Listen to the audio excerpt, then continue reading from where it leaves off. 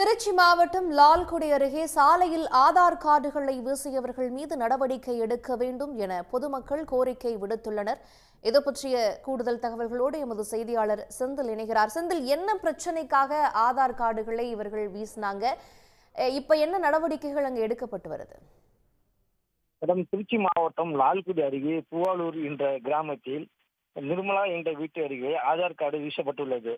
தற்பொழுது ஆதார் கார்டு என்பது இந்திய குடிமக்களின் மிக முக்கிய ஆவணமாகவும் வங்கி கணக்கு, பான் கார்டு, ரேஷன் கார்டு உள்ளிட்ட பொதுமக்களின் அத்தியாவசிய தேவைகளுக்காக ஆதார் அட்டைகள் மிகவும் முக்கியமாக உள்ளது. ஆதார் அட்டை என்பது இணைப்பு அவசியமாக்கப்பட்டு உள்ளது. இவ்வாறு இணைக்கவில்லை என்றால் மேற்கொண்டு சேவைகள் கிடைக்காது என்ற நிலை உள்ளது. மேலும் தற்போது தமிழக அரசால் பெண்களுக்கு வழங்கப்படும் மகளிர் உரிமை தொகை பெறுவதற்கு வங்கி கணக்கு அவசியம். அவ்வாறு வங்கி கணக்கு தொடங்க வேண்டும் என்றால் ஆதார் கார்டு மிக மிக முக்கிய அவசியமாக கருதப்பட்டுள்ளது.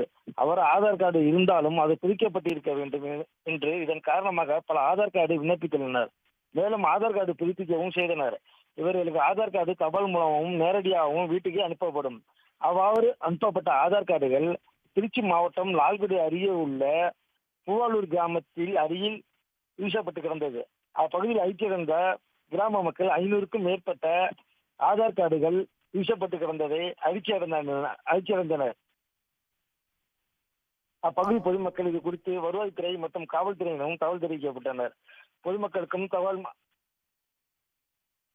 இது குறித்து அப்பகுதி கிராம மக்கள் கூறும்போது, ஆதார் கார்டு என்பது மனிதனுக்கு மிக முக்கியமாக உள்ளது.